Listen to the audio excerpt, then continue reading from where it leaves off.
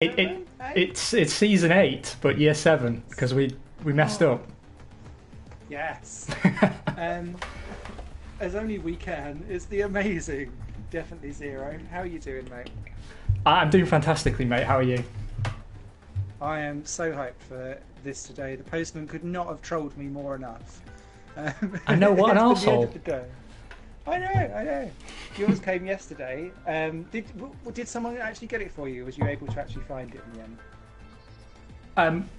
Um, no, they delivered it while someone was home in like the briefest moment. Um, Oh wow. yeah, they basically got it at the bottom of the stairs. We live on the third floor, and actually checking the mailbox, the guy turns up and I think you have something for us. Because to be honest, if You that like hadn't my happened, hooves? if that hadn't Yeah. happened, I probably wouldn't see it for 3 days. Yeah. Okay. Well, luck was on your side. So we're going to be diving into a very brief quick look. I've literally just installed the game, so don't expect like mass excitement. Well, you expect mass excitement, but don't expect mass level of detail and stuff. But before we dive into some modern cars and then the classic stuff, because as I'll stick it on the screen, I have the wonderful cardboard box in outsert of the special edition, which includes my Ayrton Sennas. I just wanted to quickly run through some of the game options, just because immediately off the bat, there's a lot of extra stuff that I want to show. So, the first thing you've got with the square button is manage drivers. So beforehand, one of our banes of our lives, I know our taco friend from Mexico, Esther Ben, will have the same issue. You could only have one driver profile, and that was so frustrating. So I'd balance between having a pro career, which I was terrible at, and then saving my actual career for playing with you guys online, and showing that. So the fact that I can have lots of different ones on the go at the same time makes me happy. So that's really, really good. If I dive into the actual game options themselves, autosave on and off. Autosave can be quite good because if you turn that off and then you screw up, yay! You don't. It's as if you never happened. It's like reverse flashback. So that's all good. In the settings itself, there's a few extra options that I just want to run through as well. So we've got the ability to customize the control on your DualShock 4, which is wonderful. But there's aside from just setting the buttons, which is all fine and fair enough, with your gearing up and your gearing downs and your replays. Flashback is now, yeah, okay, so that's there. What I do like, and it didn't necessarily have it in so much detail before, is in the calibration stuff. So you can start to play around with steering dead zone and throttle dead zone and stuff like that. Now, I'm sure our Esteban friend will talk more about it because he's moving from PC to PlayStation 4 for this season. It will come out probably over time, but the whole lack of triggers, or the drive of triggers that you've got here, Yeah. you've got less play in the PS4 controller, haven't you? Yeah, absolutely. I'm still a little bit uncomfortable with where the analog stick is for actually controlling the car, but I shall adapt. But I would say tentatively, it's not an insurmountable problem at the moment. Fabulous.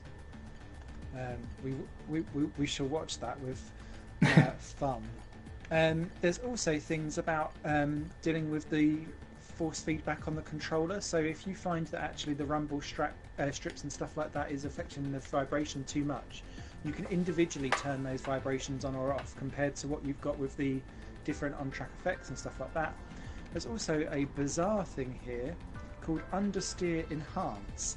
So the level of drop-off in force as the tyres exceed peak slip is increased, making it more obvious where you feel the limit of grip is. So I'm assuming that that's like an extra little thing that kind of gives you extra warning that you're about to bin it. So that's all good. But also you can assign MFD shortcuts, which I think is mega helpful because the amount of times that I'd be pressing circle to get through that menu to try and bring up the right screen for me to then press stuff. I got used to it over time because you get used to multi-managing stuff, but the fact that you can assign shortcut buttons or fuel mix changes and differential and brake bias increases and decreases, really, really helpful. Because I think actually, having watched David Greco play around on the F1 Codemasters YouTube channel, that was one of the big takeaways that I took away from watching him drive, apart from his occasional dive bomb. Naughty David. I've not spoken to you for a few years, but naughty. He was changing around the brake bias all the time, and it's not something I've ever really bothered with, because that feels like, I don't know, professional stuff. Yeah. Very handy to have. In the volume stuff, that's all well and good as well. Notice that the upshift tone is back again, so you can turn that on or off, which is great.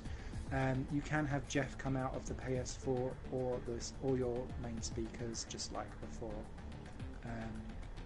Which was first introduced to me with Project Cars, actually. When they done that, it made me shit myself.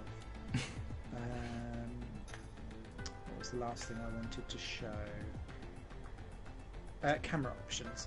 So you can change with great level of detail the amount of camera shake and exactly where you want your cockpit to be. So if you feel like you need to be slightly taller but still be in cockpit mode, you can poke your head out a little bit further so that you've got a bit more better field of view. I used to do that all the time with R Factor, and it must have thought that I was like 7'5", because even if it doesn't necessarily really in practice work, in my head I felt like I was higher in the view, and I don't know, it just in my head it made me feel like I was driving better. Elsewhere, as you can see, we've got the new championships mode where you can dive in and take a look at different championships that aren't your normal career or season stuff. General Grand Prix, multiplayer time trial events, which is what they kicked off halfway through last year, where they would do an event around a specific Grand Prix and stuff like that, which proved quite popular. So yeah, I think I've warbled on enough. Should we dive into something? I knew it was you that we needed. Do a professional job. Look at you going through menus and knowing how things work. I did a Motorsport Manager this morning. I went straight into career mode blind, rambled on for 3 minutes about look at this upgrade tree, and it turned out it wasn't the upgrade tree at all. It was the fucking power unit parts that you change.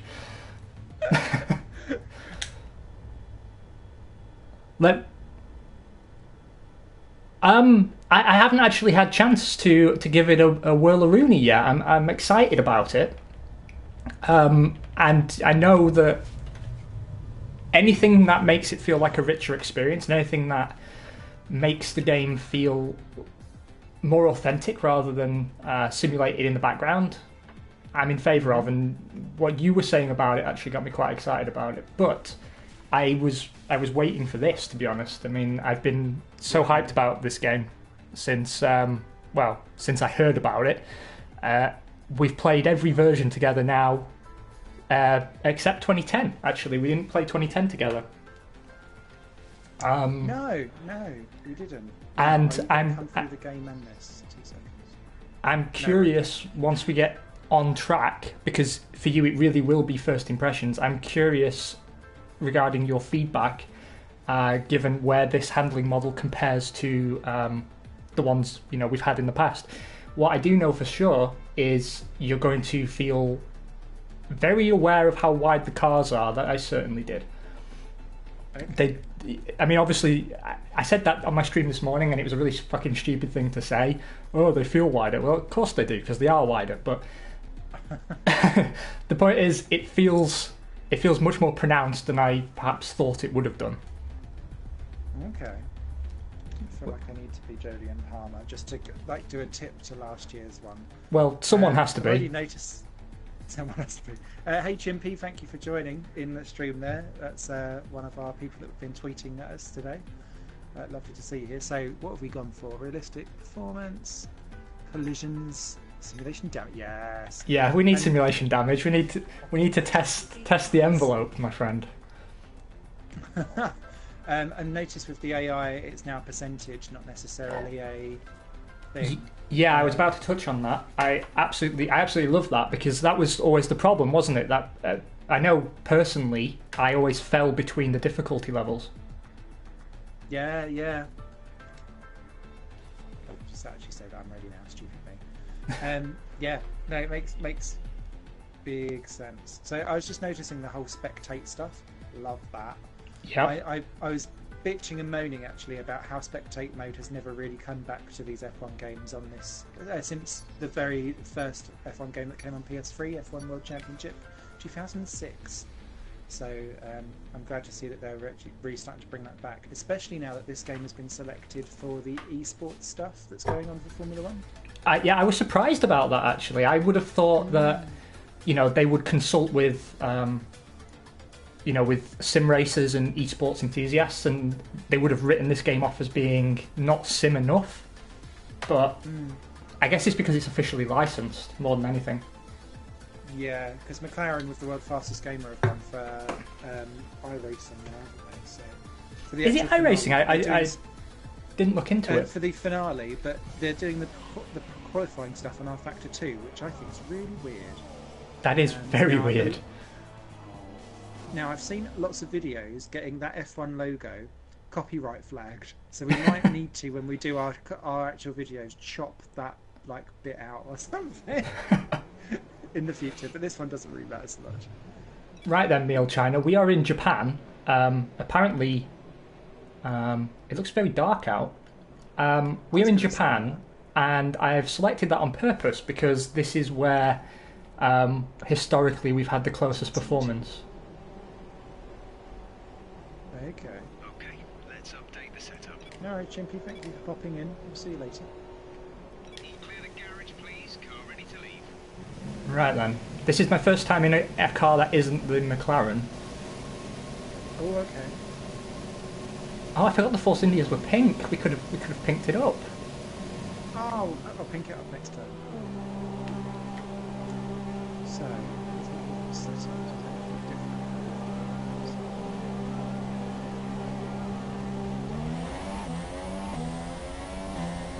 I'm not really looking at actual setups for doing actual stuff, but I should just...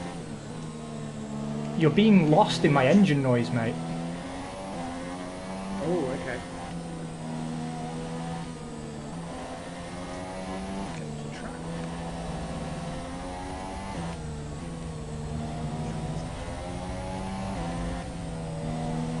It's been a long time since I've driven this track. Yeah, we never get this far. Yeah, we only got this far one year. And I'm stuck behind a Merrickson. It's almost like they knew you were coming. Oh, I lost a bit of my front wing. I tipped the back of him. Oh no! We did see that actually. I was just watching you. Right, let's get out. Oh, bit understeery. There's a lot more vibration coming through the controller than the previous games. I don't know if that's just the nature of the PS4 controller or what, but... I've seen that on a couple of other reviews where people have said that it's the first time that they've had too much feedback and have had to like turn things down. Well, I mean, I know what's causing it, because it tends to vibrate when you're putting additional wear on your tyres, is what I find. Certainly in the tyre tests. I know that it will vibrate if you turn on the braking, for example, and it sort of corresponds with the tyre wear meter shifting.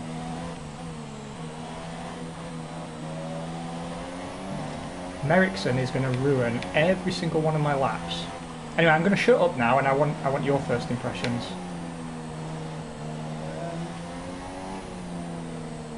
Just getting used to this actually. So, I was just going through the actual HUD to see. I was busy warping at the engine stuff. Yeah, it's on the old acceleration. You notice how much grip that there's available for stuff, isn't there? Fernando, there you go. I'm just pooling around, minding my own business. I'll come in and get my front wing end plate put back on. My impressions from this morning, actually, were very much that traffic is a much bigger issue for me in this game than it's been in any of the other games, by a long, long way. I mean, even something as small as someone coming out of the pit lane on your quali lap, even though they're offline, because the cars are so wide, you're liable to interfere with each other in the corner. and I'm driving like a complete tool. Oh, Christ, so am I. Right, let's get that Fair, from... this is literally my first lap. Hey there, 1EVD4. Nice of you to join us, mate. Pleasure to have you. So for me, my biggest concern going into this season is actually the effect the width of these cars is going to have. It's definitely something I noticed this morning. Overtaking, I feel, is going to be a lot harder. The AI don't seem to be any more shy than they've been in previous years. Okay.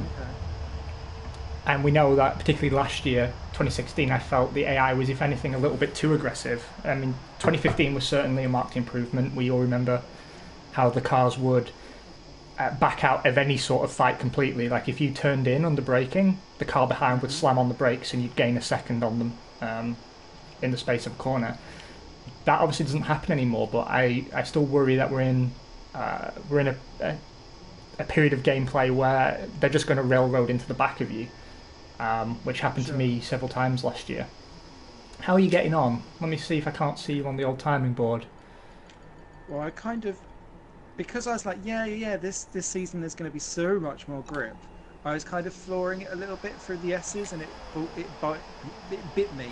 I've also remembered that the reason why it's so dark is that they do this so late in the day in Japan now, don't they? 'Cause it's like almost bordering a sunset race, which is why that sun's everywhere.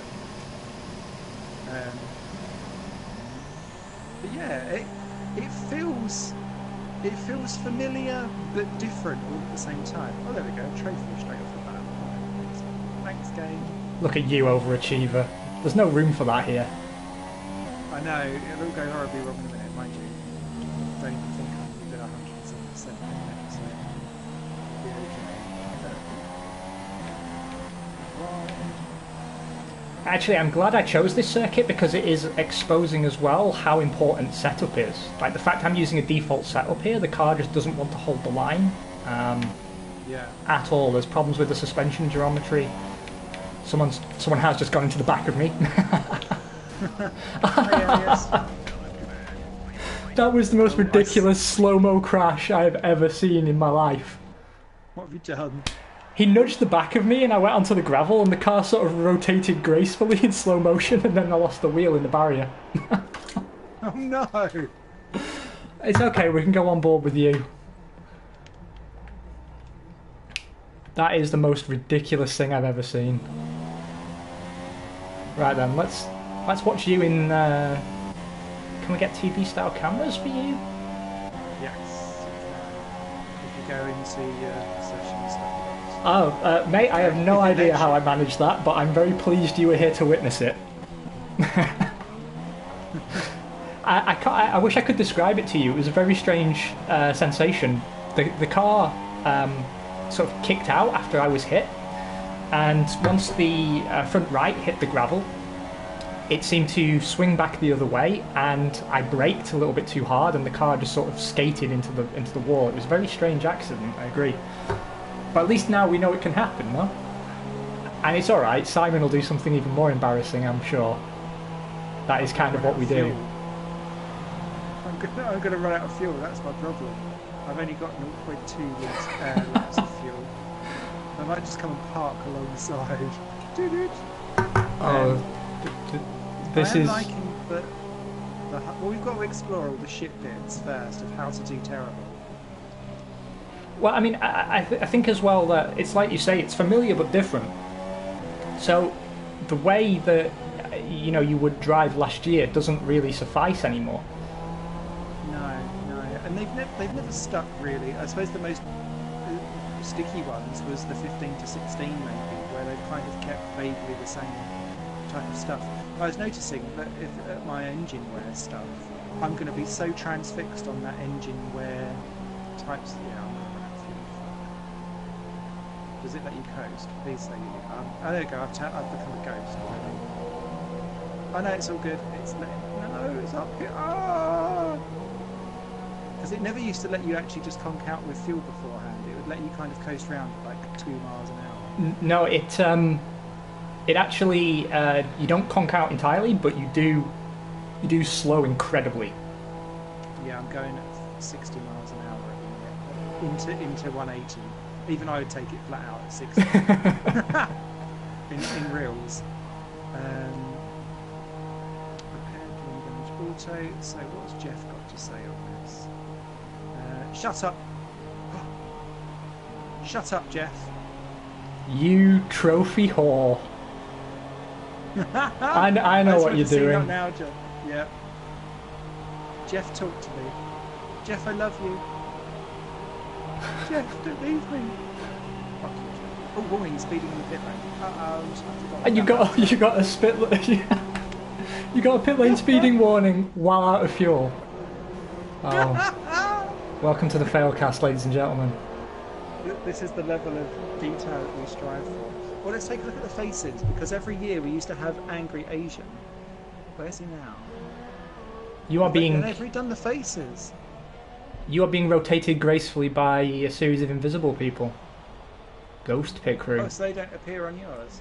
Not on the camera that I'm using right now. Okay. Right then, shall we come back in so I can drive again?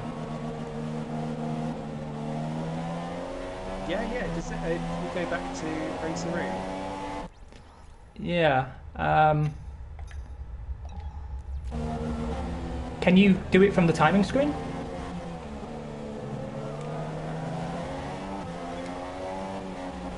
Yeah, if I can retire from the session, this will end your current progress.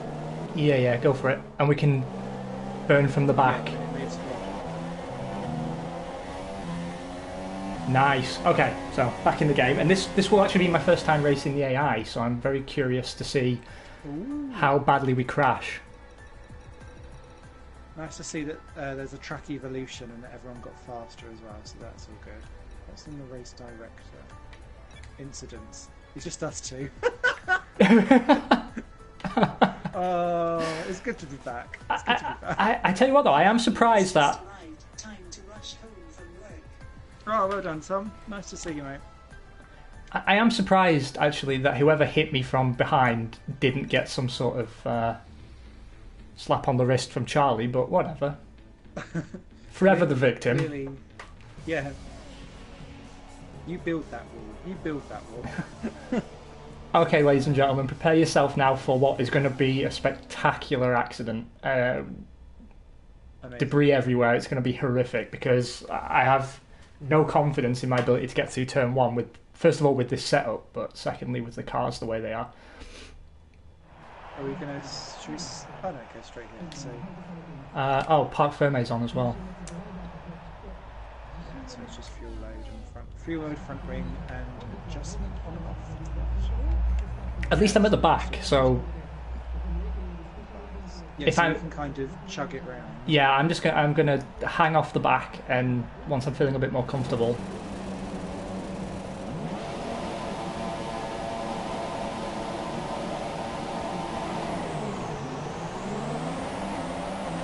Also gives us a chance to see what our networking is going to be like for the season. Yeah. Ooh, cheeky. Ooh. Nope, less cheeky. It does pay me to see a lot so last of the AI. He's actually surprisingly uncompetitive in career mode. I noticed that Stroll... Oh, there we go. A little touch on my front... Oh, I love that. The little mini effect that Alonso had after I gently hit.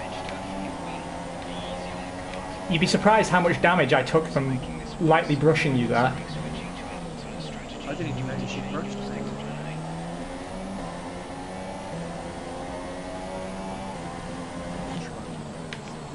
Oh! Oh, hello! Amazing. Welcome to the house of fun. It's very strange. It's very odd. I don't know. I don't know what. Indeed, lots of breath. I tell you what, we're opening up a dry cleaning service for this band of Russian. You can pick off the worst. It'll be fine. Ah, I see. I need to come in for a new front wing. I can feel exactly what the problem is. Ooh, Christ. I'm liking the red arrow. Yeah, I thought that was a nice touch actually, a sort of indicator that you're going to get into trouble if you turn in, someone's very, very close by, because it's never been something that's been communicated to you in the past. Ah, and the fuel mix 4 is only for quality, so that's Just take the bollard out there. Indeed, Pascal said no. You shall not pass. Oh dear. And they might say no in a minute as well and stick it right up. Oh, hello, mate. I didn't realise it was you. Ah, the initials. I should have recognised. I hope you're doing good, mate. Certainly, I hope you're doing better than I'm doing.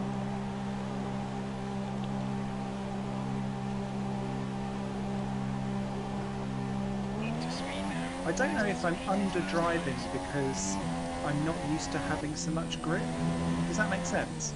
It makes perfect sense because I felt, even though, speaking as someone who's just had an accident, I felt like I was being overly conservative. I'm actually very nervous in this car, in a way that I haven't been in the past, and I'm not entirely sure what's causing it. Maybe it's because we're live. AI's quite... Yeah, I tell you what, the AI is mega cheeky. I'm having a right ding dong with Pascal. Yeah. Princess Pascal.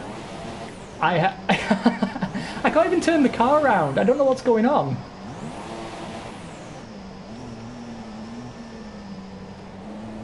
That lens flow. See, I've never been a big spinner. You know, historically throughout the Failcast seasons, it's not been. I've almost done it again. It seems the back end just really wants to go. And as a result, it's making me too chicken. It did nearly happen again, mate. You are very observant. Because isn't there like a proper day-night thing now as well, as opposed to like you can choose the actual time of the day more on a switch as opposed to just choosing parts? Yeah, you can do. At least you can do Monaco at night. I know that for a fact. Yes.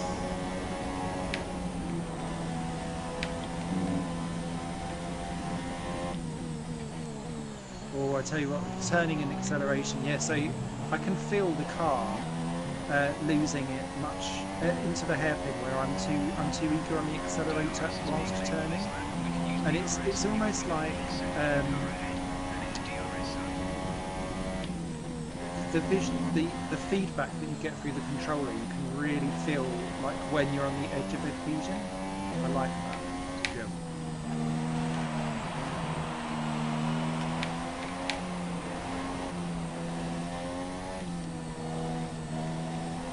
And we're on 75 for AI, aren't we? Which, for a first go, I don't think we've done that.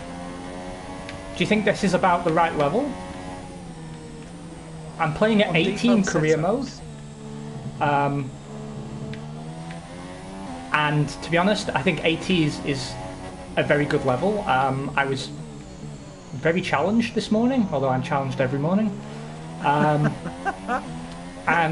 I did P2 and P3 after the stream, and I was failing some of the R&D tasks, which I think is a sign that the level's about right, particularly with regards to fuel wastage. So they've added a new. You've still got the 3 original test programs that you run over the course of the weekend, but there's 2 additional ones now, and one of them is in regards to fuel use. So it's trying to find what your fuel burn level is. Yeah. This setup is horrible. And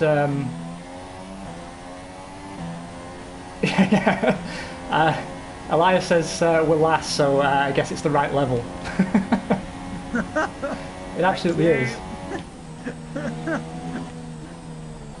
And so I've been set the the task in qualifying of getting 17th, which I think will actually be a challenge. And Alonso is my rival, obviously, because I'm doing McLaren. But historically in these games, I've always found it easy to save fuel. But in this game, seems the lift and coast mechanic is a lot more overt. So the game tells you, right, you need to lift and coast to meet your target here. And I was sort of lifting from like the 150 board, but it seems they want you coasting from like 200 meters out, which to me feels like you're forgoing far too much performance. So I don't know if that's going to become an issue during the race. Maybe the AI are actually lifting and coasting quite aggressively or something. But it would make sense, because after 3 practice sessions, my first gearbox was worn 12% and my first power unit was worn 15%. And you only get 4 of each, and they have to last, 5-6 races. So the fact that just practice for one race took so much out of it tells me that I'm doing something wrong. And I did qualify what could be considered out of position. I was a lot more competitive compared to Alonso than I actually imagined. I beat him in P1 and P2 pretty convincingly. Yeah. So that tells me that I'm driving too hard, and maybe that's true here as well. So, because I find that when I'm racing, if I'm going, oh Christ, that was a terrible cut. But if I'm going round certain corners, or like on acceleration, I kind of feather it back on a little bit, and maybe that helps me a little bit with fuel aid. But we were just looking at the wear on the race there. So that was 5 laps, and everything was up to like 4 or 5% or something. Oh, it automatically jumped to you. That's it, show up just in time to ruin my first clean lap of this session. Yeah, game does look good, Tom. And yeah, I'll see you Monday for a race if we're doing the TSA stuff. It'll be good fun. And the netcode looks like I can cope with it, because I remember 2015 we was all going to the grid and the grid would get stuck whenever we was doing multiplayer races.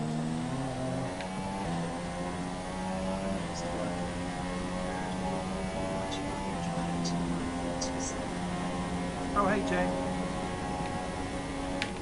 I'd rather drive too hard and retire, maybe, and go for glory. If I'm in a lower team. Sorry, is that you admitting to being a bit of a Verstappen? Little bit. But if I'm in a top team, then I would drive more conservative because I've got more to lose. I think that's actually a really good mental dilemma. Well, I mean, the thing is, it's already playing on my mind, right? Because I know the grid penalties will take effect, right? If I'm using more than the 4 gearboxes or whatever. And it's clear that whatever I'm doing it wrong. So I assume that you just have to be prepared to ease off a lot more, or put a lot of early R&D points into mitigating the wear on stuff like the gearbox and the power unit. That is a branch of the web that you can research your way down. Oh, mate, I'm sorry to hear you can't run it. Sorry, Si. That's all right. I was going to say, you got your penalty for a hit with Verline, not anything else. Yeah, I know, because I properly steamrolled into Verline. It was very naughty. It was strange because I lost part of the front wing in that little coming together with your good self, and it really affected braking, because I'm used to in the previous games it would affect only your cornering, but in this case it actually affected the braking. And it seems actually the car is much more liable to break traction at low speed, because what I found was when trying to get back on track that the car would spin again quite happily. Right then, me old China. I can't not be Esteban. See, now you're confused. Do you want to, if you was going to be Force India, would you be the Taco friend, or would you be an Esteban? Yeah, well, that's the dilemma, isn't it? Who even knows? I've currently gone for the Esteban. But... Are we doing more modern cars? Should we do one more with modern cars on a different circuit, and then like change the what have we got? Change up like all the parameters on things, so it's like a completely weird and wonderful thing. Which parameters? Oh, do you know, actually, can you answer the question of can we do modern F1 cars on a race on a short circuit? The alternative layouts. I think we can. Do like a little 5-lap fun race around like I don't know, Bahrain International or something like that. Just to show that the Bahrain short. Yeah. Yeah, we can do that. Me old China. Which car am I going to take? I've gone for an Indian force. I might have an Indian tonight actually to celebrate it. That's not a bad idea. I'll take a Williams. You know, much like you had to be Jolyon Palmer, someone also has to be Lance Stroll. Aww. Shall we keep the settings as what they are? Yeah. All right, let's get into it. Welcome to everyone who's joined in the last few minutes. Your timing is excellent. You've missed me binning it embarrassingly twice, but don't worry. I'm sure I'll find a way to ruin it again. Yes. So people who are on YouTube, the other person on the other side of the line is definitely Zero, and he's streaming on Twitch. So what's your URL so that people can dive across? Oh, now it's buggered me up, hasn't it? I think it's just twitch.tv/definitely zero. I think. That's your username over there, yeah? I believe so, yeah. But I mean, this is only my second stream. I only started streaming this morning. Late to the party. Oh yeah, we're nighttime. I forget. Right, I'm going to leave it with the default setup. As we saw last time out, the setup definitely plays a huge factor. And I feel it's perhaps even more so than it's done in the past. So I'm going to go on to increased top speed because there's only a couple of corners around this one. Oh, you cheeky monkey! Yeah. Now you're messing me up. So I was interested in doing this because I used to be amazing at this layout of the circuit when playing on R-Factor with touring cars. Random fact. That's a very strange fact to deliver. There's a broadcast of me being commentated on by Jack Nichols where he's excited that I'm running in the top 10. And then he's like, Cyrus Smith must be having the nosebleed being that high up here. Calm it down. He knows you so well. He does.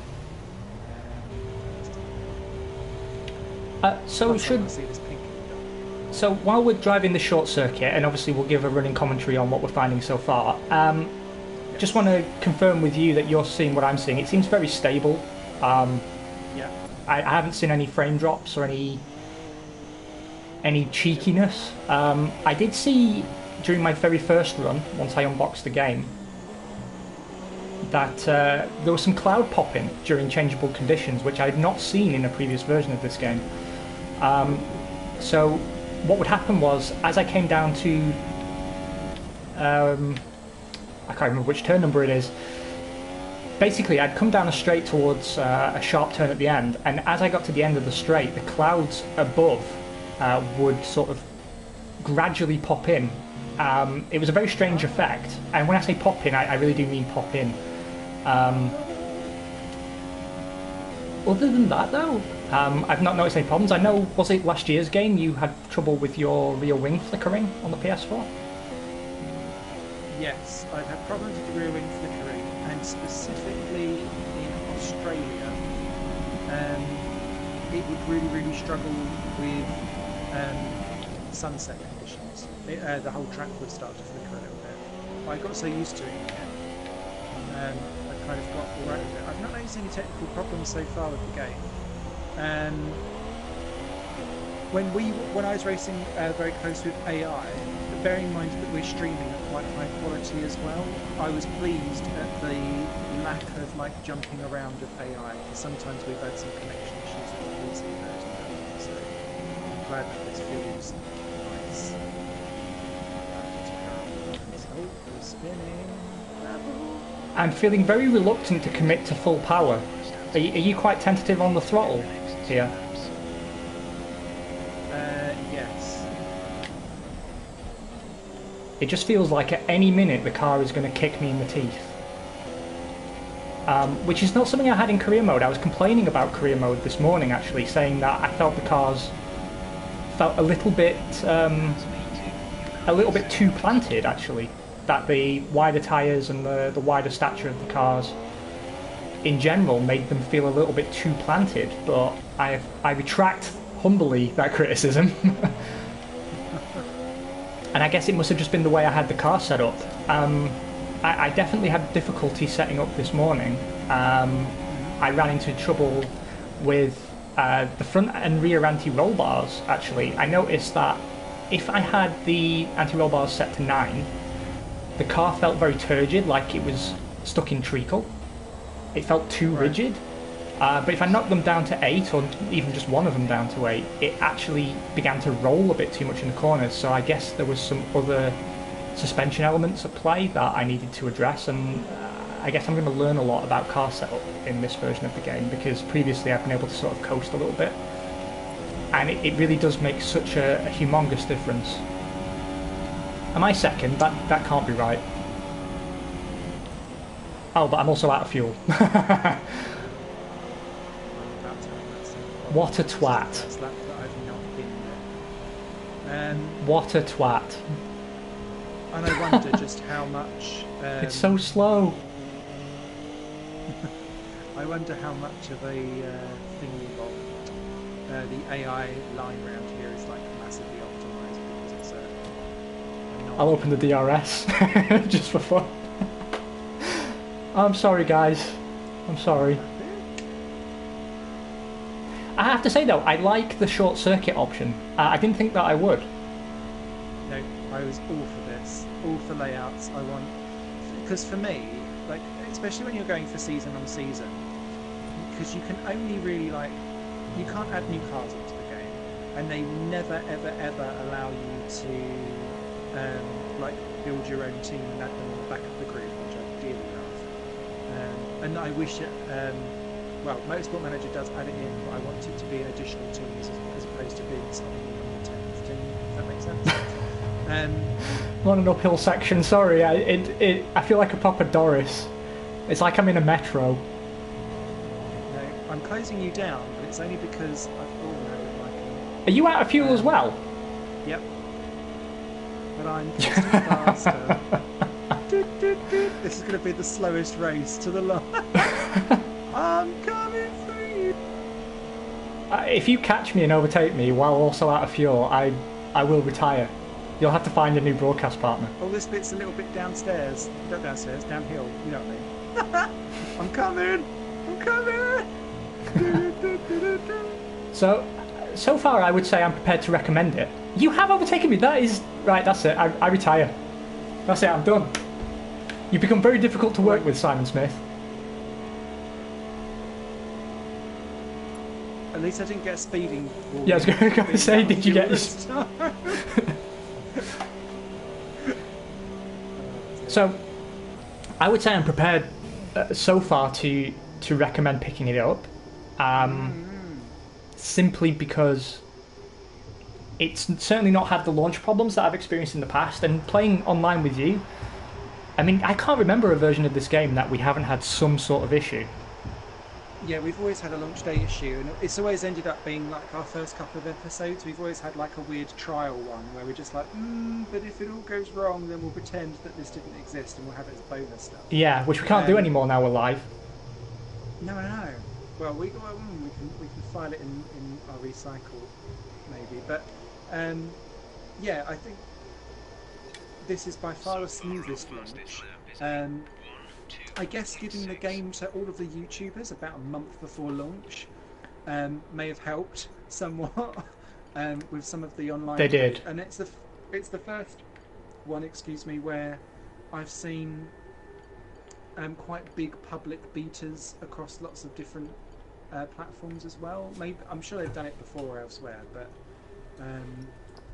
It was quite a public one that they were doing. I did notice actually that we're already on version 1.3, Yeah. which may, So if you were getting this on PS4, there was a 4 gig patch that I had to install before I could go live. I have to say as well, kudos to how tight things are. Elaborate, because now I'm just thinking slutty things. No, I just noticed that in terms of performance bracket, I mean, I guess it's a short circuit, so it makes sense. But where are you? Oh, you're 6th, me old China. Half a second down. I'll just do my smug face. All good. It's all good. Now, and I'll tell you what though, but we went for different setups as well. So We did. Yes, you're right. We did. but Oh, hey what's Jay, how really you doing, man? interesting Is so we've got it's slightly back to front because in my head. Oh, hang on, am I looking at the wrong bits? Probably. That sounds like something we would do. Checks That is complete. true. We're ready. That's because I keep looking at it, because I've got Icon highlighted.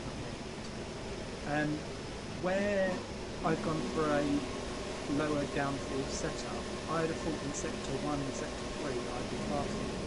In Sector 1, you've got the fastest sector split. So clearly Yeah. you nailed turns 1, 2 and 3 quite Yeah, it won't last. Don't worry.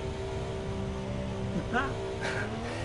It's actually the race I'm nervous about because, as I've said already, I feel very nervous in these cars. The extra width and the way the AI is, it actually, a racer that won't go for the gap is not a racer, and I sort of feel unable to go for the gap if that. I don't know if that registers with you since you managed not to bin it last time out. Yeah, I did notice on a lot of the other gaming broadcasts and stuff that the AI is even more up for a battle with themselves as well as each other. But also because of how tight the grid is that you were saying earlier, is that there seems to be much more of that inter-spankery rivalry. And so I expect problems like that to be much more important. I have actually witnessed people making mistakes for the first time as well. Sort of convincing mistakes as well. I think there's always a sense when you're driving against AI that if they do make a mistake, it feels somehow artificial. But there were some convincing looking errors today. What are you doing, Fairline? Get out of my way.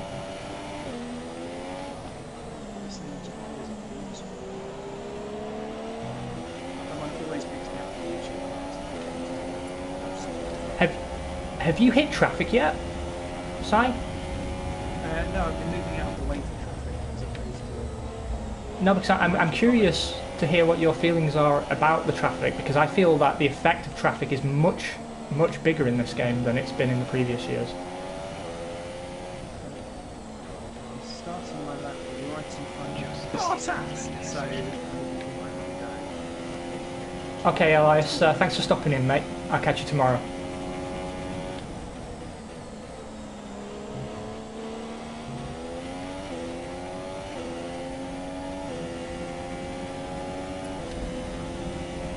Well, that lap was a pile of bollocks.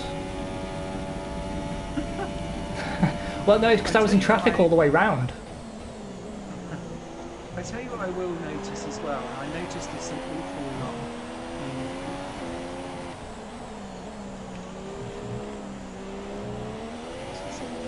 I swear it said, this is a good lap, abandon it and come to the pits. Jeff, you've got the front open. Actually, that's a good point. Am I going to run out of fuel again?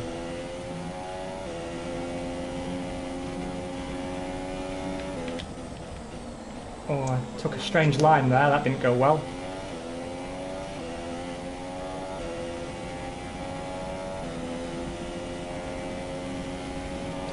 I lost that all in the last corner.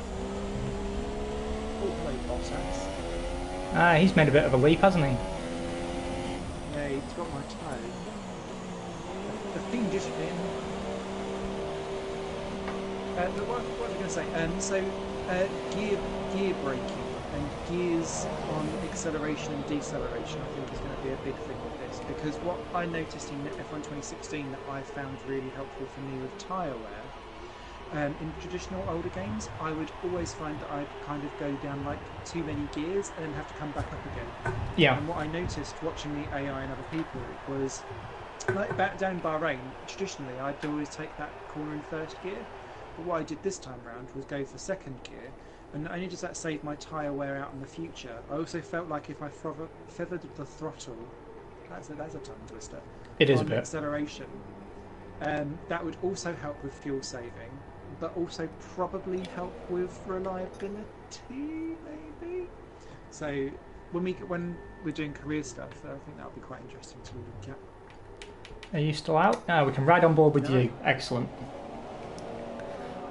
Oh, I've got TV style camera for you at last. But I've already finished. Oh well, I'm watching the AI pretend to be you.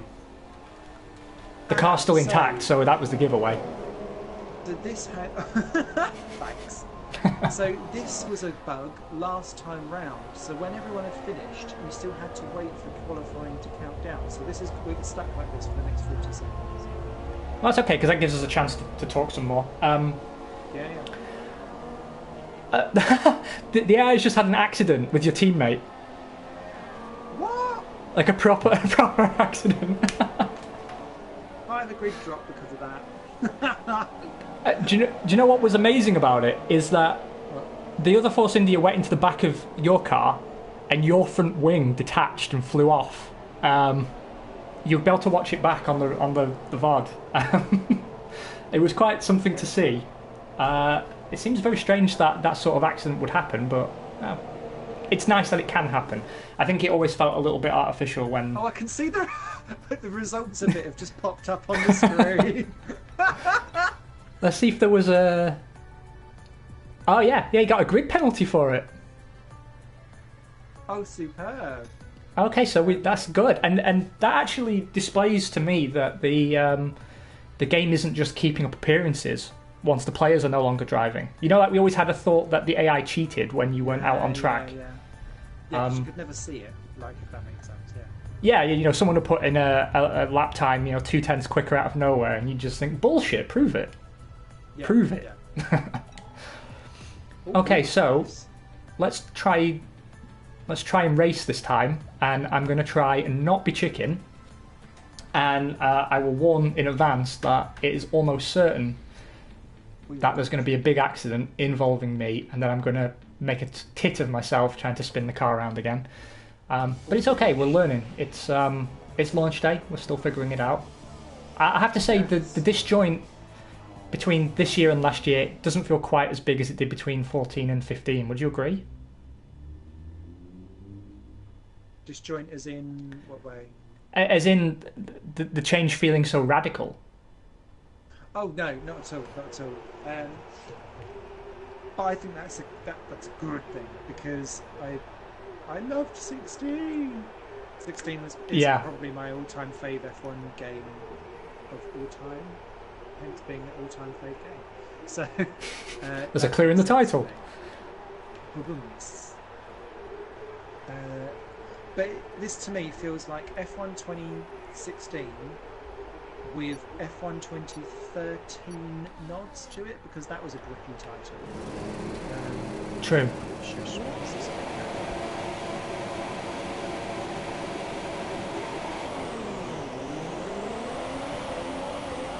Oh, I was very slow off the line.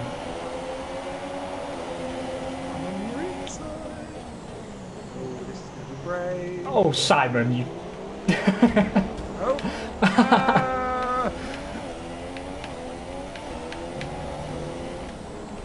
Oh, now I've done the same fucking thing. Have you? Yeah, I've got a 2-second time penalty for hitting Hamilton, but I deserved it, to be honest. I think the brakes locked or something, because I was pulling the brakes and it just wasn't slowing down. And I think I've knackered part of my front wing. I'm loving that we alternative circuits. This is the way to go. Then I want classics. Give me bring back the Estoril and the Brands Hatch from 2013 for F as well was interesting, although very difficult. What I'd like to see Silverstone National, if that's not already on here. Jay, you're a total bro, leaping to my defence like that. Hamilton's fault. Yeah, I'm prepared to take that under Steward's advisement. To be fair, did you see him in his new look? So Oh, maybe has he that got another scared you one? off the road. Well, no, he's got weird hair again. So it's not in dreadlocks. It's not in dreadlocks. It's like he's had a perm. Oh, Verline and Van Dorn. Oh yeah, yeah, he's gone the Kevin Keegan route, hasn't he? He's got a bit of a perm going on. Yeah, it's not good. Look. At least someone's taken those fucking glasses off him. I'm gonna His call John him Lennon Frank- Imagine spectacles. Yeah. That was really stupid of me. But I'm missing part of the front wing and the car just won't turn. But I'm not pitting on a 5-lap race. Round. Oh, so that was me hitting accelerator on an outside curve. Okay. Oh, is it kicked out and... Yeah, but I guess for me that kind of makes sense because I was really kind of on. I could feel that I was being cheeky. I thought I could get away with it. I like that. Yeah, I've lost my front wing now. Is that you? Yeah, I just went straight into the back of Verstappen, but I mean, I braked even before the brake marker. So, yeah, that's shagged that then.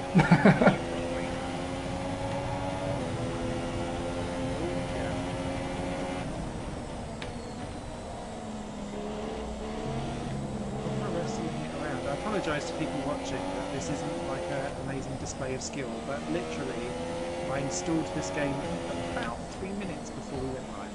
He did. This is me discovering and learning as we go, which is quite useful I think if you've not got the game yet, so that you can kind of Right, I'm going to brake even earlier now because apparently losing parts of your front wing, or in this case all of your front wing, does actually affect you in the braking. Which I suppose makes sense, right? I mean, it's a drag-creating element. I'm liking that the front wing, though, when it does break, there's more elements to break in smaller pieces. Same thing again. Same thing again.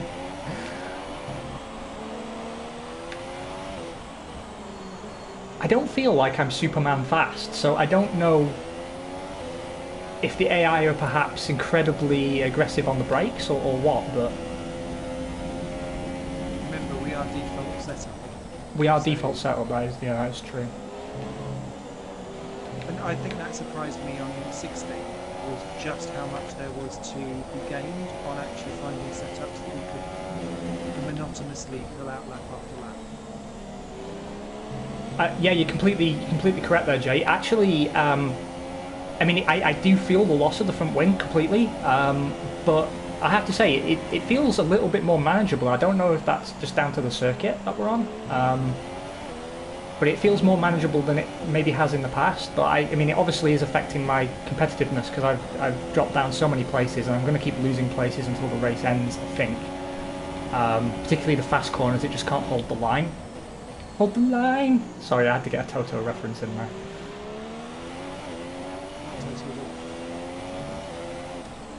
What position are you in, Si? I've just got myself back up to 18. I can see a nice little train sitting next to it. The train is all because of me. He's the crowd. Nothing changes, does it? And the proverbial Yeah. Jarno Trulli. Who looks like his Belgian fastest lap is going to go this weekend as well. I have to say, I'm refreshed by that though, because as much as I love Jarno Trulli, I think it's about time that F1 cars were back setting fastest laps again. I think it's ridiculous that, you know, Pedro de la Rosa held the lap record for so many tracks.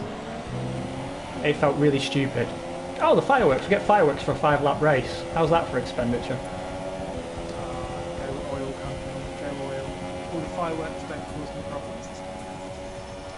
And my 2-second time penalty takes me down to 16th, but whatever. I'm not too unhappy with that, given the level of damage. But I'm gonna have to learn to be more cautious on the brakes. That's my takeaway. I'm surprised actually by how sharply some cars in front of me were able to arrest their speed compared to me. And if you watch the VOD back at any time, Simon, you'll see when I went into the back of Verstappen, I actually broke early anyway. I don't know if maybe I need to feather the braking a little bit. It's really hard to say. Or lift and coast before the corners, like it encourages you to during the test programs that you run in practice. Yeah. Shall we hit the track in some retro cars? Yes. Yes. This gives me a mini boner. Yeah, I mean, Not on camera. Not on camera, though. I'm excited to see this back. Yeah, I mean, I didn't realise actually how much I was missing it, but it is a feature that I appreciate when it's there. So for me, I've managed to keep my retro F1 alive by still having Grand Prix 3 and Grand Prix 4 and things like that installed on my PC, and just booting up random car sets and being like, now I'm Kaseyama in 95 Tyrrell, and I'm all like happy and excited. But I miss all of those games. GP4 and GP3 you can kind of still get away with and say, it looks okay.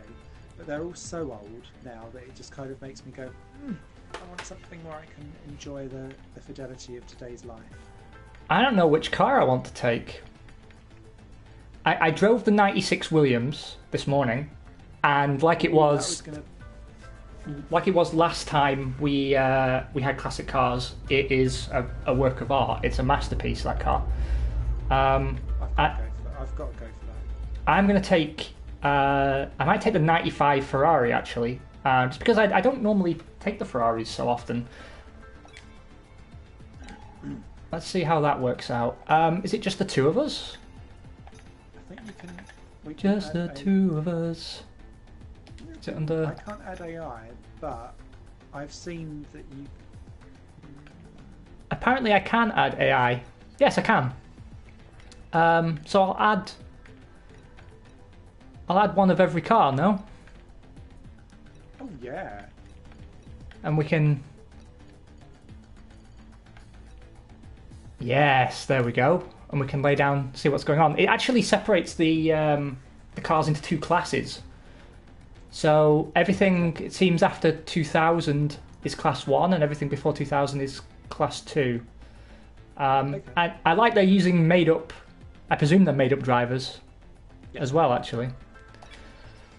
Right. Because the idea, I believe, from what I've seen, is in career mode, you get these invitational races with other people who are kind of off doing these types of events. But you can also have, like, in championship mode, your own little mini championship against those people in certain types of cars as well. I haven't got far enough into career yet to find out if that annoys me or not. Because part of me thought it's a nice idea, it breaks up the career mode, but at the same time I found myself thinking, won't it just get annoying when, you know, maybe you're in a serious battle in the season, you're enjoying your season, then you have to wander off and drive a 20-year-old Ferrari against some no-mark twats. It seems a little bit of a disjoint. This car has always interested me, actually, the 95 Ferrari, because Ferrari were very late to adopt the slab-sided nose. That Tyrrell pioneered, and I know Benetton were running it very early as well. In terms of setup, I'm going to leave it as it is, actually. I'm going to leave it default and just see how it handles out of the box.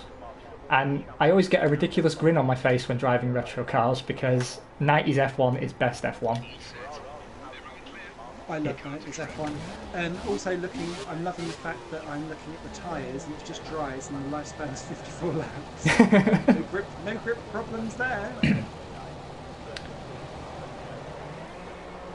all the same. Yeah. Are you out already? Just about to go. Oh, that sound.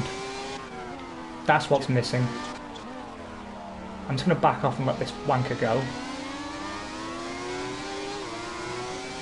Oh yes, please.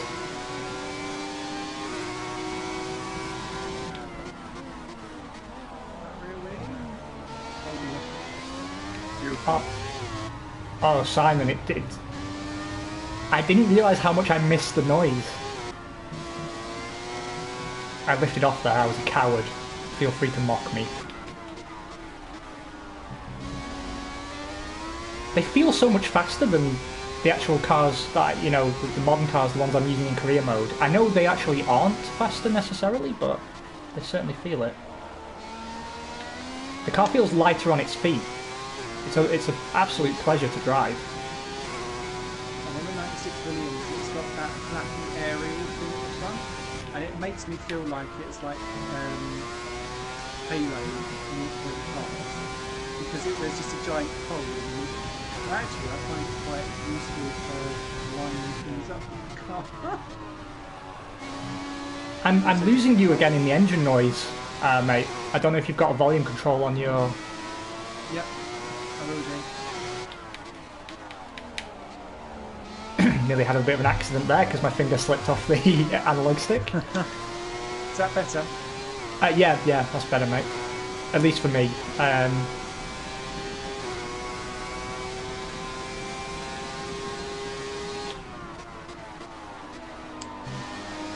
See, in here, I don't mind running so close to the cars in front because the cars don't feel a million miles wide.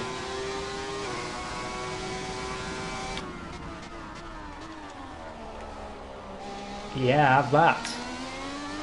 Ooh, just went. Okay, I think I'm prepared to say at this point that actually driving these cars as a break in the career mode might actually be quite a lot of fun because they're putting a smile on my face. And actually, I would almost say that this feels a little bit better than the 96 Williams, which I find hard to believe.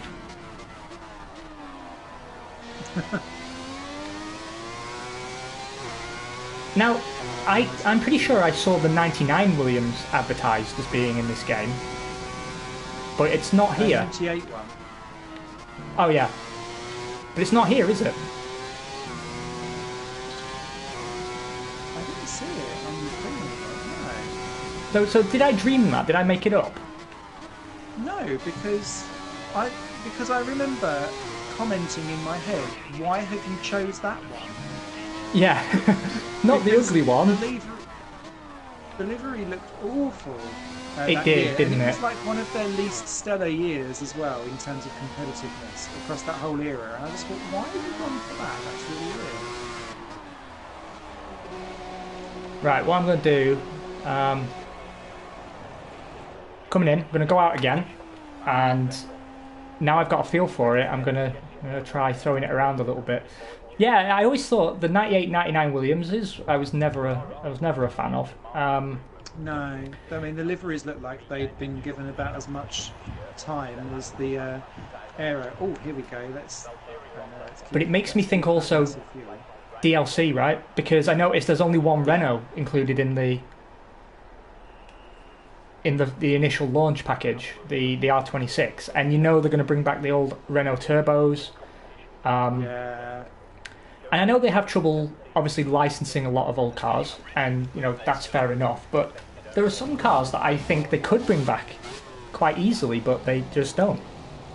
So, for example, if you think of the 97 Tyrrell, that was basically plain white. It had a handful of logos on. I don't think anyone would notice if you took them off. And the Tyrrell family still maintain a Team Tyrrell website. You know, they're available. I'm pretty sure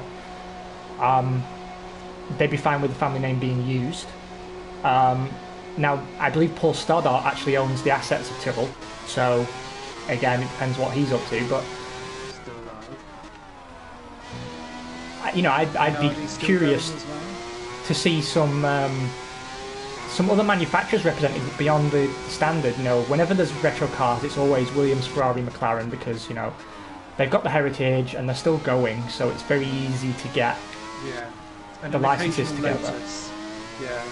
But I honestly, I also thought, to be fair, that Benetton wouldn't be too difficult. Yeah, because it's still a company. It's still close to Renault. I would love a Tyrrell car pack, a Minardi car pack would be great. Arrows might be difficult to get because Tom Walkinshaw is no longer around. I mean, Arrows as a brand, I don't think it's about. But like, there's other companies that have clearly gone off and splintered off elsewhere. It should be okay. I kissed the wall. Just carry on. You were talking about arrows, and you know how much I love the arrows.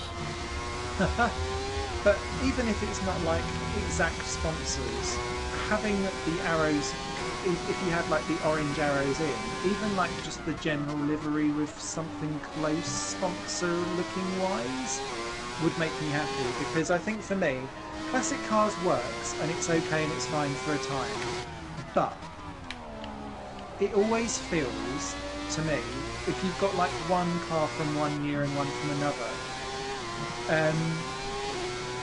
a missed trick, because I want to be able to have the 1999 season completely reenacted with all the drivers and cars and teams, and that I would pay per season as a car set to download that. Yeah, me too. Maybe with an additional track or two. That to me is way more enticing as a DLC option than random cars. Yeah, a random single car. Yeah, other than that, a track pack, because I can never have enough tracks to race on. I mean, for me, I really like that as a concept. I think this is one of the few games, and it tends to be sport games actually, where treating the game itself as a service platform for DLC makes sense, rather than releasing a full-price version every year.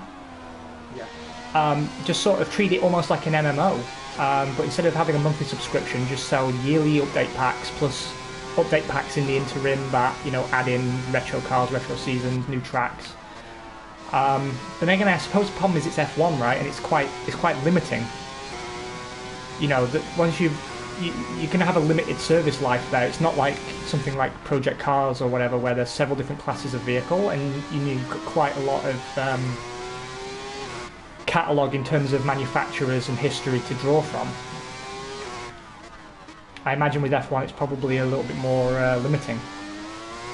I would say so, but there's still a good 60, 70 odd years of heritage that they could go for. I mean, they could do like a Fangio pack or something like that, and put on, you could have like the optional monochrome screen effect or something like that. It would be, if you wanted to and you really went to town with it and you had full creative license to do so, which under Liberty Media I think there's more chance now than ever before.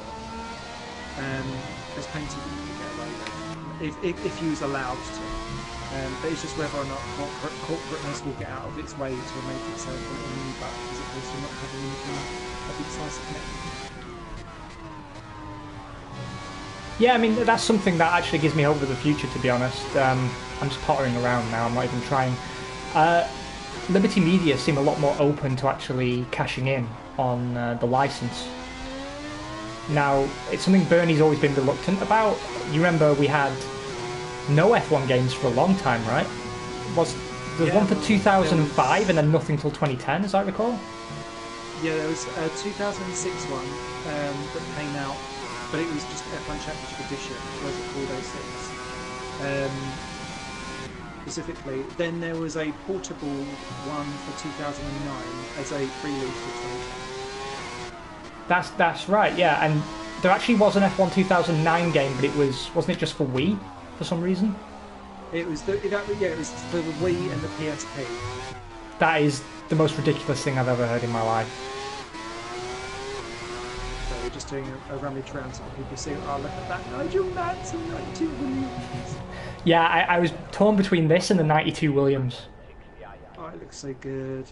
Because it reminds me of my first F1 games that I bought, and it was just like a little 1K picture of Pixel where they've tried to like detail it in, and now look at it and it's glorious. I mean, and that's something as well. You had such depth of field back in the early 90s. Particularly in the era when people had to pre-qualify. There's so much potential content there. And you and I would drive a Simtech even if no one else would. Damn right. Damn right. Have you heard the Brummie on the Tannoy? He gets very annoying. Oh, do you know what? I didn't know if that was something coming through from your side because it sounds interesting, but yeah. Is he saying anything exciting though? He's just talking about the new season, so he talks about Ferrari's power unit being better and Bottas moving to Mercedes from Williams. Because even like, so just watching round, the 98 McLaren, there is bugger all sponsorship on there because obviously it's the West cigarette stuff. Yeah. But they've not like put a Mika or David alternative, it's just pure blank. So if there is problems with sponsors and finding names and stuff like that, I would deal with having that as a card set for just like colour schemes. Yeah, me too. There was a ridiculous qualifying fight there where 4 cars were were battling each other very, very closely for no conceivable gain. Wow, you and I will be put the results into classes. Oh, that's a shame. Oh no, but it makes sense, right? Because the guy on pole... Wow, the 1998 McLaren is seriously off the back of the 2006 Renault. Do you know, I don't know if the gaps ever felt that big year on year, but again, you never really saw them race each other, so... No, and everything feels fast.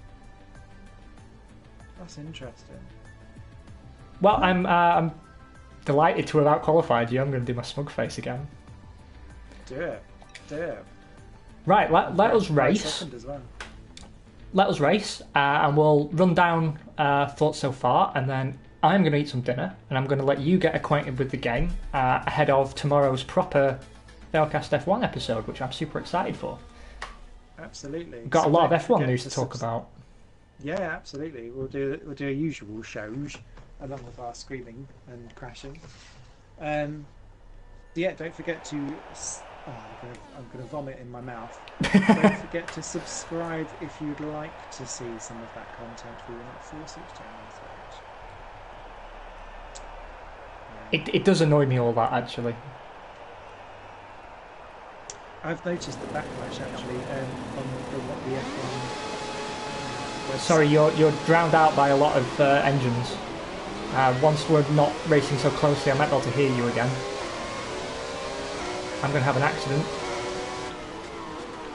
Knew it.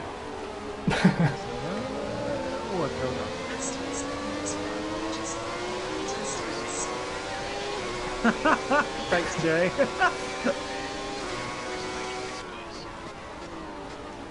Do you know what I'd like to see? You know you were covering retro F1 games, Simon.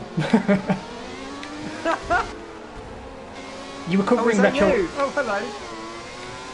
You were covering retro F1 games this week? Yes. Oh, I've lost a front wing again. I was busy following you into the grass, into the long grass. Yeah, this car has lost all its ability to turn. I actually feel it a lot more on this than I did on the other one. Your turbulent air feels a lot more on this. Yeah, the engineers just said we can't sustain this level of damage, so that's me in the pits. What I was going to say was, before we had a series of accidents in slow motion... Hold on, let me get through this chicane. Actually, I've forgotten what I was going to say now. I was having a big accident. What was I talking about, Simon? Retro F1 games. Oh, yes, you were playing the retro F1 games. I noticed that you've got a lot of Murray Walker action in those. Now, the sound effects already exist. Just saying. Just saying. Williams driver number 1. It's Lammy. It's Lamy. Or what used to really annoy me, because he'd never said Olivier Panis, he used to say Olivier Parnis. I used to go, it's not a parsnip. Actually, though, if you notice, if you watch Retro F1 back, he does year on year change pronunciation of a lot of names. You know, including a period of Rubens Barrichello. Yes. Also, what I've noticed is that if you watch particularly really early 90s F1, there was a lot of sort of blatant racism going on. Oh yeah. I remember him He, talking. he clearly has favourites and not favourites. Yes, he does. Yeah, and I was watching a race from like, mid to late '80s, and he was talking about Alan Prost in qualifying. I forget which round it was, and he's talking about how well he did in the morning, and he just goes, "And hats off to the frog." Oh my I god. thought, Murray, no. He's like the nation's racist granddad. Aww. But it's okay because World War II. And I remember seeing a 1998 race, Tora Takagi in the Tyrrell, and he keeps referring to him, whether intentionally or not, as Tiger. the little Japanese. Oh god. He's like, I've got to say, the little Japanese in the Tyrrell. Fucking hell. No wonder they retired him. I remember when Takagi was there, so he would go, Tora, Tiger Takagi! And you'd be like, alright, Murray, alright. To be honest, like, he was one of those drivers that was supposed to make waves, right? And he never did. No, and then De La Rosa come and scored his point on debut at Arrows, and that kind of ruined that. He went over to IndyCar afterwards, and I was watching because I love the fact that the IndyCar channel keeps loads of retro races that's popping up, and I've seen bits of the races over there, and he didn't really do massively well over there either. He got a few podiums, maybe a win. I can't drive this car without a front wing, and it's all your fault. Sorry. There you go. Have your place back. We'll have a little scrap of room. That was a dirty overtake on my part. How very Verstappen of How's this for a Verstappen? you.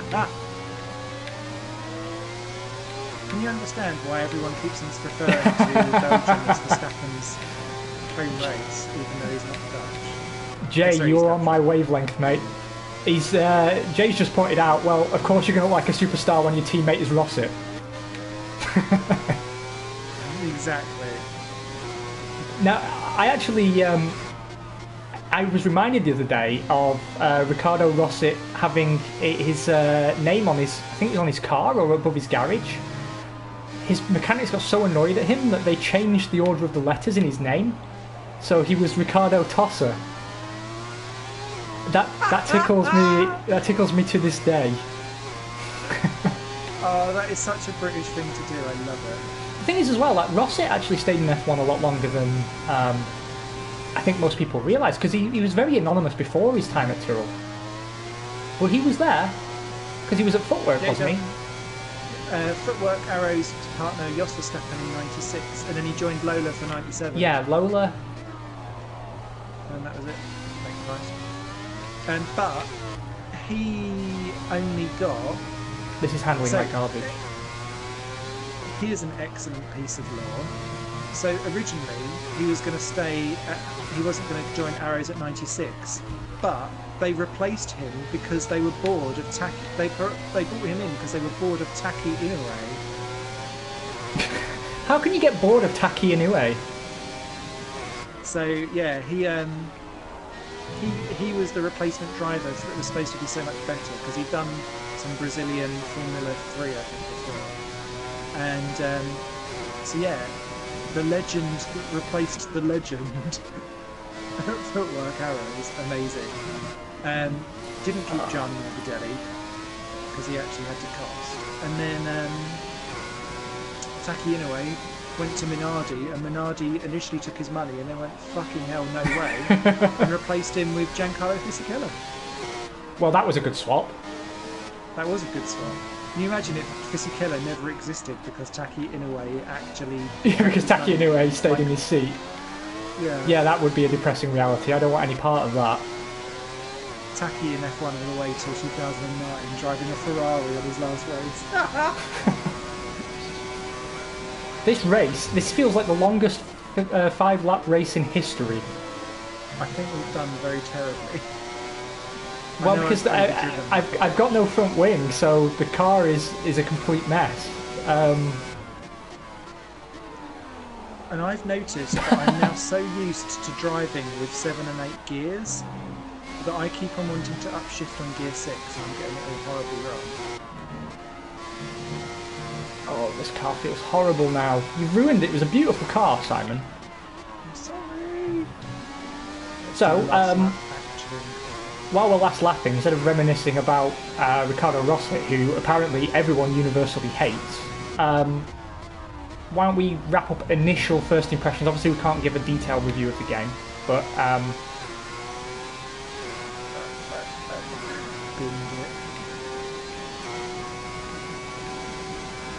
that's true, actually, Jay. Yeah, he did. Sorry, Si, go ahead. What was I going to say? Loving it, essentially. Yes, there's more grip, but the cars are also more slidey and more. It's like you've got to wrestle them more and be much more aggressive, which takes a bit of a mindset change. But from a technical standpoint, crystal clear, loving it, great. The classic cars look amazing, sound amazing, and drive very differently. And yeah, I think if you've not jumped aboard the F1 train so far this generation, now is definitely the time. And yeah, 2 thumbs up, loving it. Somehow I finished 4th. I must be 4th in class. Class. Yeah, I'm gonna wrap up my thoughts. So retro cars are incredibly good fun to drive. Obviously, I've only driven 2 of them, but it definitely doesn't feel like a cheap add-on. They've definitely taken their time. It feels like a good addition to the roster of cars, and they do all handle uniquely. I drove the 88 McLaren this morning. That feels very different to the Williams and the Ferrari. They definitely all have their own handling characteristics. Career mode, I'm absolutely loving. They've reworked the audio. I feel at least round 1, the level of immersion as a driver is much higher. So the scripts have been thrown out for the most part. There's more locations. It feels like a more dynamic experience. I'm a big fan of the wear on 4 different engine components plus the gearbox. I'm definitely acutely aware of how my driving is affecting things like the gearbox and so on. By the end of the first 3 practice sessions, I'd taken close to between a 6th and a 5th of the lifespan out of my gearbox. So that's telling me I'm driving wrong, which, that's not really news, but the fact is I like that it's something that I have to consider. Something else that's interesting that you won't have seen yet, Simon, is that there is now an interest tab. And what that does is it monitors interest you're receiving from other teams. So you don't get direct feedback on what your own team thinks of your performance. There's just like a gauge saying you are on target, above target, below target. But for the other teams, there is a chart that displays how closely they're watching you and how impressed they are by you. So you can sort of get an idea of which teams might be making moves for you at the end of the season, which I think is a nice touch. It no longer feels random. I particularly enjoyed the Chris, the vehicle dynamics guy. I felt the interaction with him was much better, and the new development web is a much better way forward, because you've got 4 main areas now of development. So you've got your powertrain, aerodynamics, reliability, and I think it's chassis. I forget. But then there's also diagonal paths that handle things like improved bonuses for being number 1 driver, additional durability benefits. There's something else as well. Multiple development. So when you request a upgrade now, there's only so many that you can have in development at any one time, and they're not always ready for the next Grand Prix. So by researching down that tree, you can actually have more upgrades in development at any one time, which means you make a bigger step forward when you do make a step forward. I definitely like that, because there's a balance to be struck between incremental upgrades or waiting and having a larger upgrade later in the season. I also found with the upgrade system that it definitely feels like you're overwhelmed with choice, which is something that you definitely should be. And I like the fact now that you're explicitly advised that sometimes upgrades just won't work how we planned. He gives you quite a detailed speech about that, and I think that's interesting. What I don't know yet is if they still put the bad part on the car or not. Like, I don't know how they decide that an upgrade has failed, or if they'll even tell you. What I like is the idea that they might put the part on the car, and then during the course of the Grand Prix, you'll feel it's wrong, and they'll tell you it's wrong, and then you'll have to wait to the next race to switch back. I would kind of like that, but I think a lot of players might be put off by seeing it as some sort of arbitrary punishment. I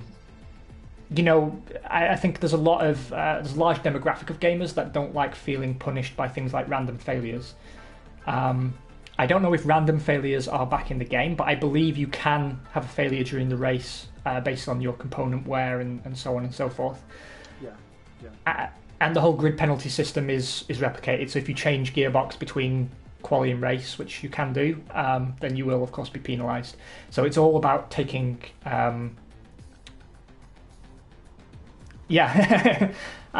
Jay's putting his hand up as being anti-random number generator. You're definitely not alone, mate. I mean, for me, it's something that I've always found tolerable, but I could completely understand why a player might not want it. All in all, though, I'm very excited about the career mode in particular. The other modes, it's hard to say. I'm very interested to see how co-op career is handled, because given that you can have a specific driver for co-op career mode that's separate from your other drivers, and you can have multiple driver slots now, I'm wondering if you can have a multi-season co-op, which would be very, very interesting indeed. I mean, it's unlikely that we'd actually work through it because we're on a schedule now for streaming, but it would be interesting to see if you can have the development mechanics and the changing teams implemented in a co-op setting. I think that would be something, if they haven't already done it, something I'd love to see in the future. Then I think, because I've driven career mode and you haven't, but you've driven today with me now, maybe we wrap up with your thoughts, if you have any further, on handling model, graphics, performance, and so on, and then we can I can go make some dinner.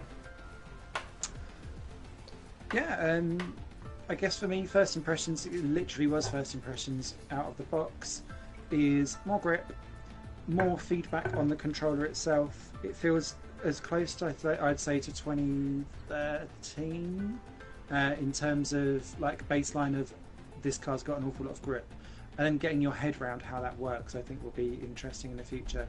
Technically though, thing runs fine, no issues, no problems, loving the plethora of options. I can't wait to get stuck in. 2 hearty thumbs up from my first experience. I'm a very happy man. Me too. I think I have less trouble recommending this than I have in the past. I've generally, most years, recommended the game, but I think this time I feel much more confident in doing so, particularly because, as we talked about before, it seems to have been tested to a much greater degree than we've had previously. On launch day, we're already on version 1.3, and I have had no netcode issues or the usual problems we've had in the past, which I'm very pleased about. Also, graphically, it looks very nice. It runs smoothly. There's no overt frame drops or anything. Aside from yesterday, where I had a little bit of cloud pop in, I've not noticed any major problems. So, if you're in the market and the price is right, I have no hesitation recommending it to everybody. So then, me old cocker, I'm gonna go make myself some dinner. I'm gonna let you ingratiate yourself with the career mode. Are you staying live? I'm not staying live. I'm going to dive off for now so that I can actually go away and understand a little bit more about the game, and then I'll come back probably later on this evening actually, and do some races over here on High Plane Games on YouTube. That's correct. Whereas yourself, you will be on Twitch. Hey, it's definitely Zero. Yeah, twitch.tv/Definite Zero, and of course you can join Simon's stream later today, youtube.com/HighPlaneGames. No? Did I get that right? Oh yeah. We've only been working together nearly a decade. Yeah. It's all good. And of course, tomorrow is the launch of Season 8 of the Failcast F1 podcast. So please do join us either live here with me on Twitch or live with Simon over at High Plane Games. We were kicking off at 4 p.m. UK time. That's 5 p.m. if you're in Central Europe, like my good self.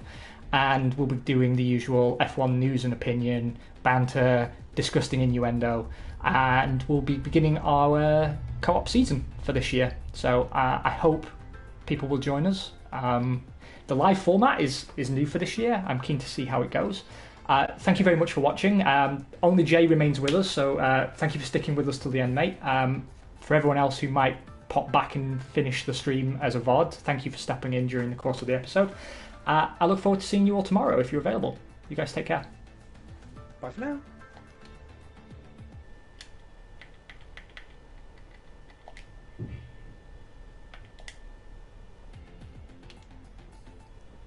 Amazing. I don't even know how to turn off the broadcast, Simon.